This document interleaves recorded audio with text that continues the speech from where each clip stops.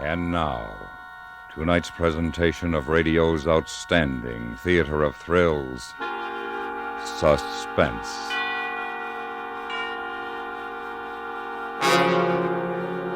Tonight, we bring you a terrifying study of a pyromaniac. We call it The Flame. So now, starring Tony Barrett, here is tonight's suspense play, The Flame.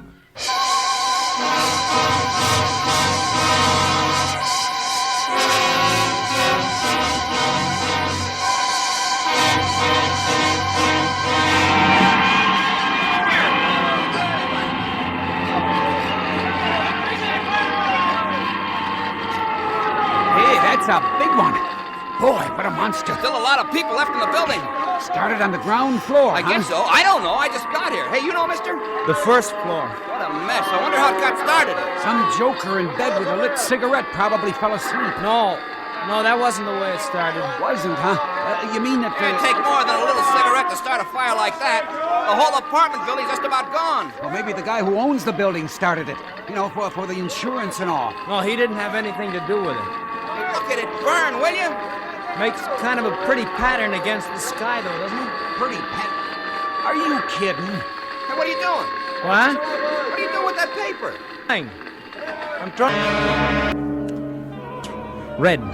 Big now, and it went climbing. And just they put it out. Then there were big, black, ugly clouds of smoke up.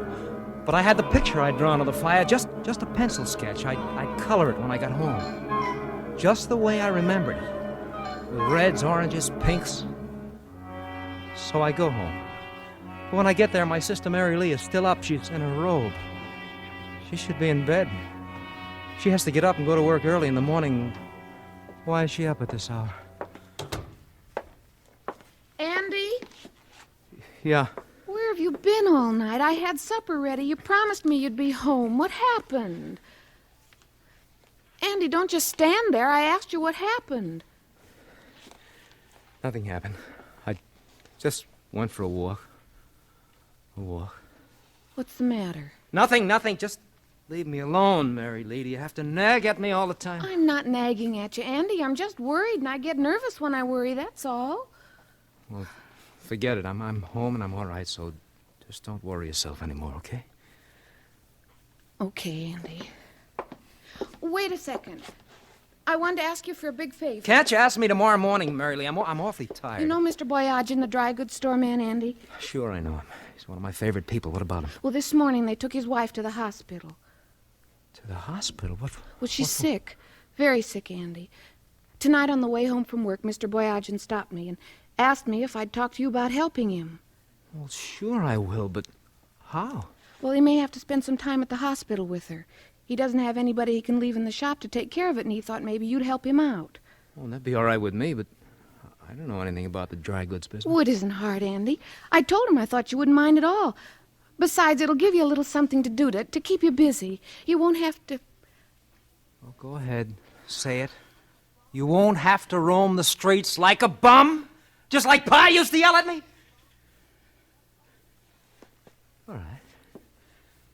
All right, I like Mr. Boyage and Mary Lee. I'll watch your store for him.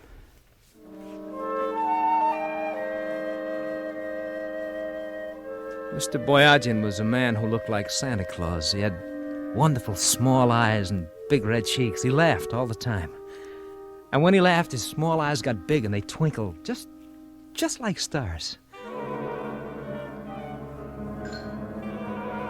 Or like the flash of flame when you strike a match and it suddenly flares up with colors and warmth. And you get a funny sensation in your stomach.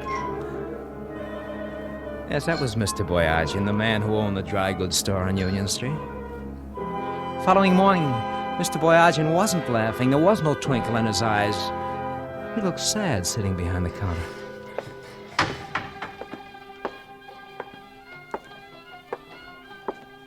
Mr. Boyagin? Huh? Oh, Andy, it's you. Hello. Excuse me, Andy. My mind is not on what is happening. It is on this music. I'm far away when I listen. Music? Yes. It is the kind of music that the missus and I used to dance to when we was like your age. It's a folk dance, Andy, from the old country. Oh, it's pretty. I like it. Mr. Boyachin, about your wife, I'm sorry she's sick. Oh, you're sorry. Everybody is sorry, Andy, the whole neighborhood. Everybody tells me how sorry they are. But me, I am sorry most of all. Is it very serious? Yes, very. Well, don't you worry. They'll take good care of it at the hospital. I know they will. Oh, I'm sure they will. Oh, she'll have the best there is to offer. She would if I could afford it.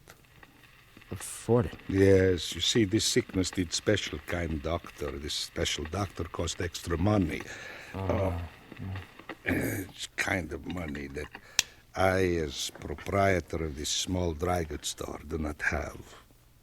I wish there was something I could do. You're a good boy, Andy. Good heart.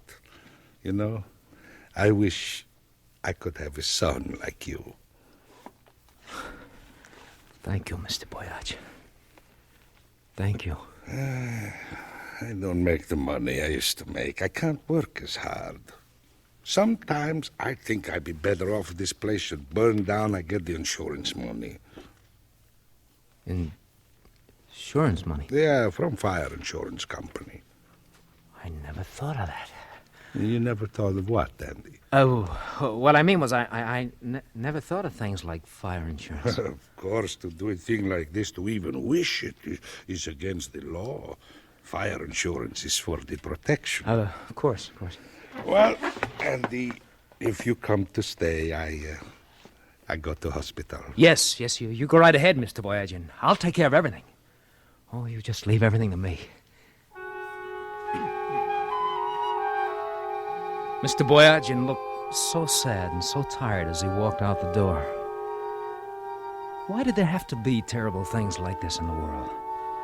Why couldn't everything be beautiful and good?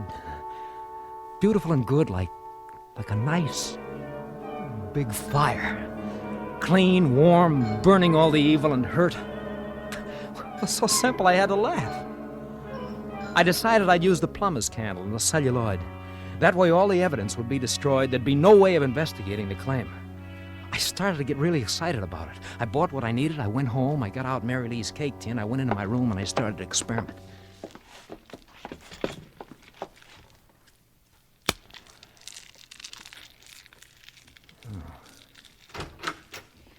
Andy, I wondered if you'd go down to...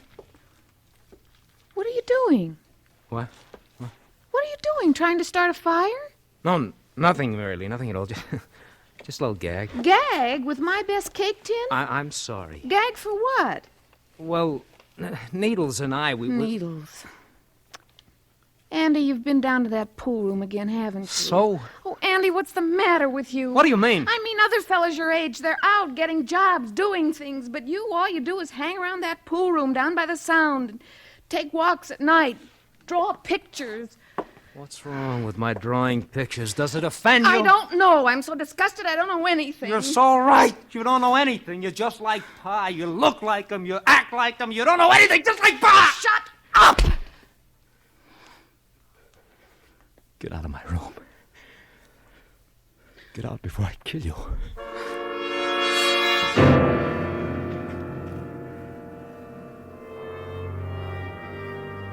I took a long walk. I thought about leaving Mary Lee, going away, but I had no place to go. I found myself down by shipping piers. I noticed a small barge loaded with crates of some kind. Wooden crates.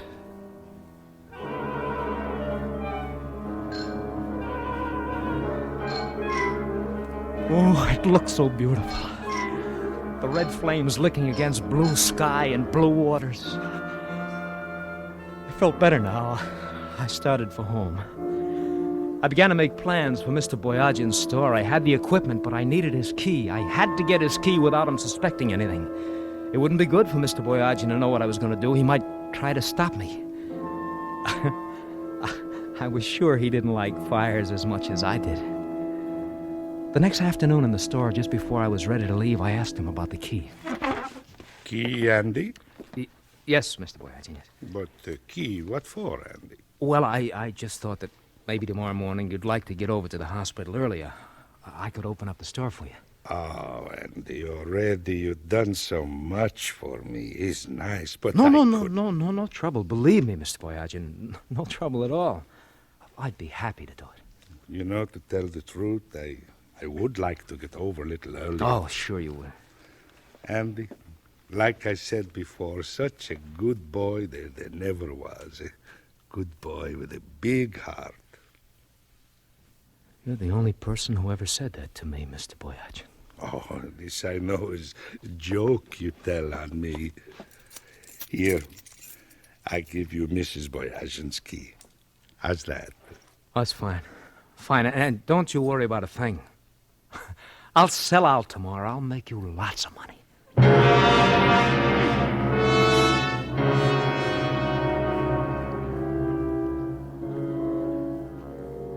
I joked with Mary Lee at dinner that night. It surprised her, but it put her in a good mood. The nicest part about the plumber's candle was that I could measure it to burn to any time. An hour would be plenty of time. About 9:30, I told Mary Lee I was going down to the corner drugstore for a few minutes. Down on Union, I waited until the block was almost deserted. Then I let myself into the dry goods store.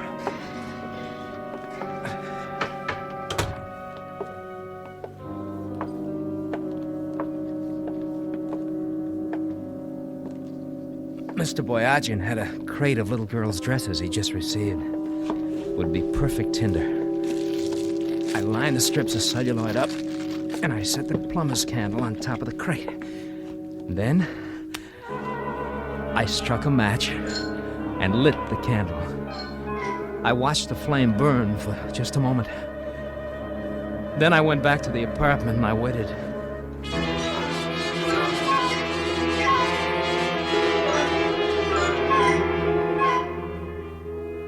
Mary Lee was darning some socks. I sat for almost an hour, coloring my pictures, getting nervous. And when it was time, I asked her to go get some ice cream with me. When we got down to the street... Mary Lee, look, it's a fire. What? Come on. Oh, Andy, I hate fires. I hope it's a false alarm. No, it's not false. Look, there's smoke, plenty of smoke, look. Hey, there it is, Mary Lee. There it is, right over there. Oh, Andy, it's Mr. Boyagin's dry goods store. Well, for heaven's sake, what do you know? Mr. Boyagin's dry goods store. Oh, isn't it terrible? He hasn't got enough trouble as it is. Oh, don't you feel sorry for him, Mary Lee? He's got insurance. Oh, I know, but how do you know? Huh? We got to talking the other day. He told me about it. Hey, Andy, what do you say, huh? Hot one, huh? Oh, hello, Needles. Yeah, real hot, huh? Andy, who's that they're carrying out? Oh, the old man. Mr. Boyagin. Yeah, somebody said he was passing by on his way home. He saw the fire, rushed inside trying to put it out. Oh, that was a crazy thing to do. Is he? Yeah. No. Look at those flames lick up at the sky, Major. Just like a torch. A lovely, lovely torch. Oh, it's beautiful.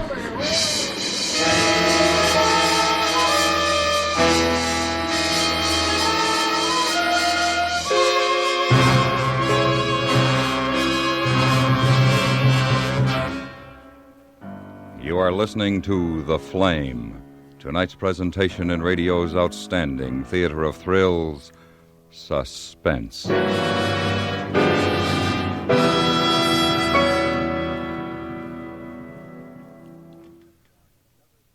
A card shark discovers he isn't as sharp as he thinks when the FBI and Peace and War follow his trail tomorrow night. Working a three-way racket in the guise of a retired Army colonel with a convenient wife and son around to add to his aura of respectability, the card shark comes up with an electronic gimmick that sparks some strange results. For a highly dramatic demonstration of why crime doesn't pay, don't miss this next exciting adventure of the FBI in Peace and War. It's yours for the listening over most of these same stations tomorrow night. And now we bring back to our Hollywood soundstage Mr. Tony Barrett, starring in tonight's production, The Flame, a tale well calculated to keep you in suspense.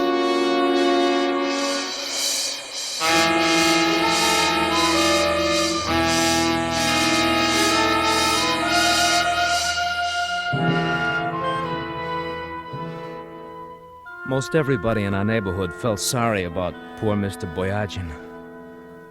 I wish he hadn't tried to put out the fire. I didn't go to the hospital with Mary Lee to see his wife, but I did go to Mr. Boyagin's funeral a couple of days later. He didn't look worried anymore. Instead, he looked very peaceful lying in his casket. I must admit that I did feel some remorse, but the thing that bothered me the most of all was the fact that I hadn't been able to draw a picture of the fire.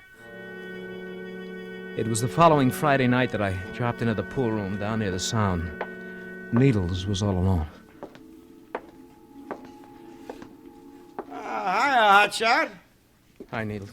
I'll play some pool. Okay.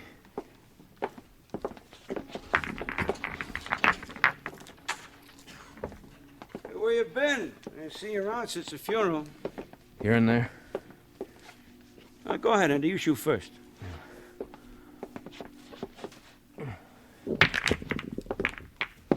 Hey, good break.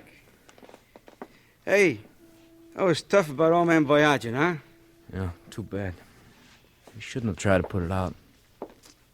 Yeah. You know, at first I thought the old guy started himself, you know, to collect the fire insurance, though, but...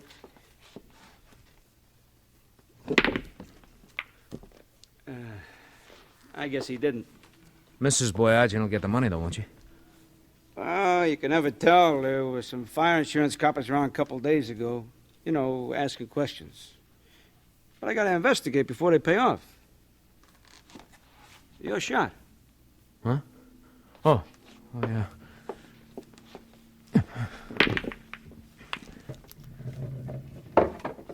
Hey, nice. Hey, talked to a lot of people in the neighborhood. Hey, talked to you, Andy? Hey, you were working for him, weren't you? Helping him out, so he could go to the hospital. They'll probably find out if it was a cooked-up thing or not. What do you mean, cooked-up thing? Well, you still can't toss out the idea maybe Boyagin himself started the fire. He didn't. How do you know? He got burned, didn't he? Hey, maybe he got caught or trapped, couldn't get out. Hey, you shoot again, Andy. That's ridiculous. He couldn't have started it. Well, how do you know? He couldn't have. He just couldn't have. Why? Why? Because of... Because? Yeah? Because? Nothing. Shoot, Needles. Because you started it? Is that maybe why? I said shoot, Needles. Hey, what'd you want to do, Andy? Help the old guy out? I said shoot. Oh, that was right decent of you, you know that? And a mighty fine job, too. Hey, how much were you in for? I wasn't in for anything. Sure. Oh, sure. It's just for the kicks, huh? Listen, Needles, don't get me mad. Look, put down the cue, will ya? I was only kidding. You start fires just for kicks, huh? Oh, boy, that's a laugh, huh? Oh, sure. Look, Andy, don't get sore, will you? I was only kidding, huh?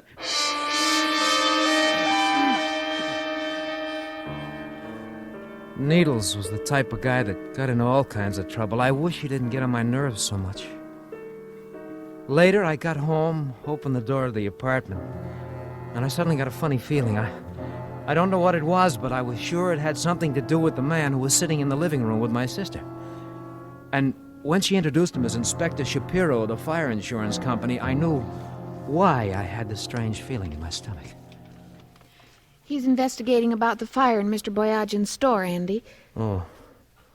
Well, Mr. Boyagin was one of my very best friends. I was very sorry. I understand. I went to the funeral. Well, before we can pay Mrs. Boyagin the money she has coming, I have to make sure the fire wasn't started purposely. Purposely? He means somebody did it just to collect the money. Oh. That's right. So far, we haven't been able to learn how it was started.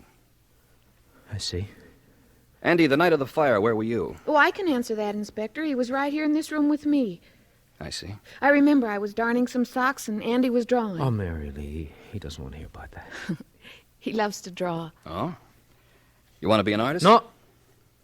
No, I just like to draw. I see. You worked for Mr. Boyagin while his wife was in the hospital. At least, that's what your sister here told me. I did it to help him out. I didn't do it for the money. Well, did anyone come in while you were there? Someone who may have talked to him? Mr. Shapiro, if you're trying to prove that Mr. Boyagin started the fire himself, you're wrong. He wasn't that kind of man. I know he didn't start the fire. Well, I guess you're a blind alley for us, too. I kind of hoped that you'd be able to... Oh, no. I'm sorry, but believe me, Inspector, when I tell you that Mr. Boyagin didn't start that fire. For one thing, would a man burn himself up in a fire that he starts? It'd be a crazy thing to do, wouldn't it? Yes, Andy, that's definitely a crazy thing to do.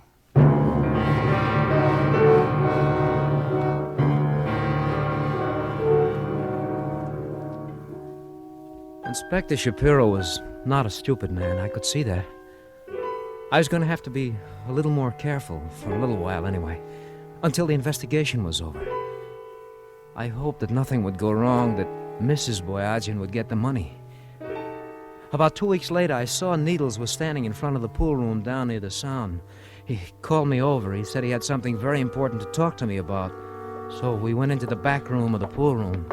He closed the door.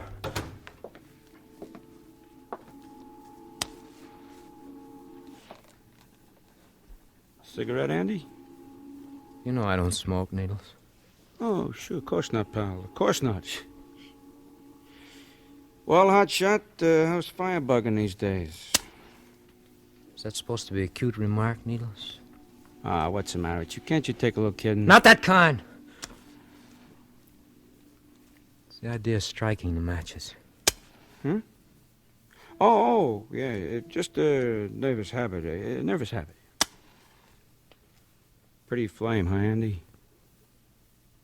Say what you have to say. Well, I was thinking about poor Mrs. Boyagin, Andy. What if they hold up the claim, huh? Poor Mrs. Boyagin. You're not saying anything. I got a friend. He owns a small warehouse a couple blocks from here, Andy. He don't make much money with this here small warehouse, and he'd like to get rid of it. And one night, this place burns down. Just like that. He's very, very sad. But then he gets happy because he collects quite a bit of fire insurance. Fire insurance? Yeah, fire insurance. Now, my friend would pay good money if his warehouse burned down. Good money. You would? You could help out poor Mrs. Boyagin, Andy. I don't know. I just think of the fun you'll have. A flame. And you'll make it. I'll make it. That's right, Andy. Next Friday night, you'll make it.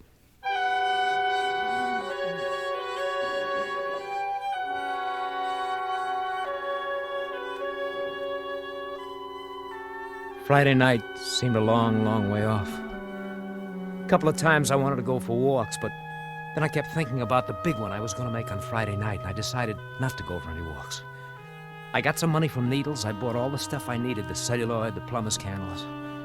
And then on Thursday, I met Needles' friend, and he took me on a tour of the warehouse. It was a 3-story building. When I finished going through it, I decided it would be best to start 2 fires on the 3rd floor, 1 on the 1st. And when I got home, I let myself in, but I didn't close the door. Because I heard voices coming from my room. It was Mary Lee and that voice that gave me the funny feeling. You never bothered to look at this scrapbook? Why? He draws pictures. Miss, your brother is a very dangerous man. I never suspected anything. I never bothered to look at the pictures he's drawn. He'll have to be turned over to the authorities. They'll give him proper medical treatment. He's a dangerous man with a dangerous sickness.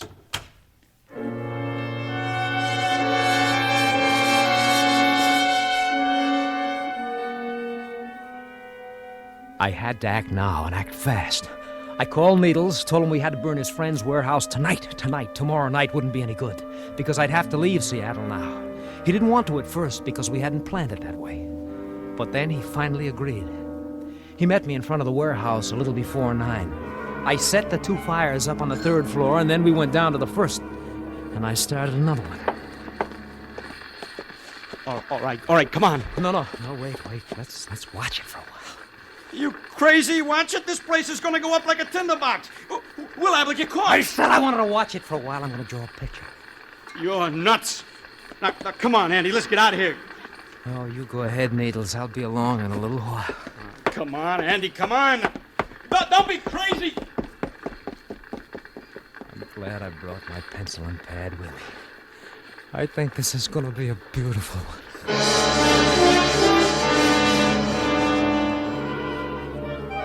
And it was. It had wonderful colors. The flames, they were all around me now. Not an awful lot of smoke here inside the building, just flames. Beautiful colors, just beautiful. Reds, deep reds, and blues, and greens, and yellows. I had a feeling this was going to be my best picture, my very best. The most beautiful flames I'd ever seen. Thrilling. And the picture now, just one big flame. Flame!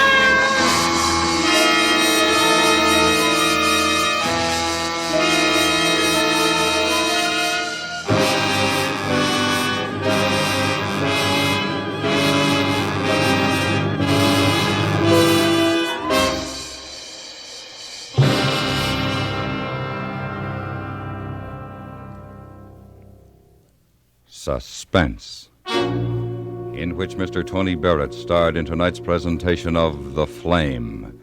Next week, we bring you a story of death and 11 roses. We call it The 12th Rose. That's next week on Suspense.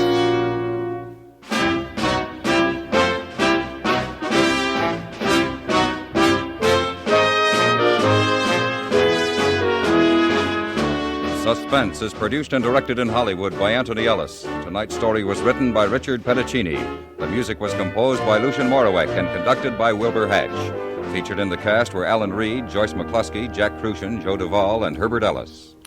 If a moratorium were declared suddenly on all crime, accident, sickness, and conflict among human beings, do you know who would be the most surprised man in the world? The policeman on the beat in a big city, because his daily routine is trouble. An extraordinary situation for anyone else is just part of the day's work for him.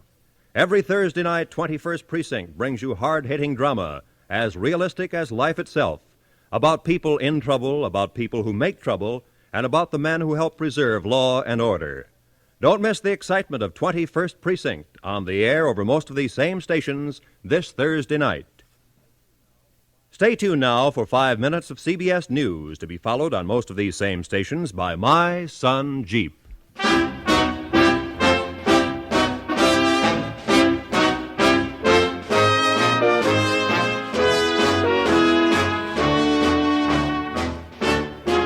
America listens most to the CBS Radio Network.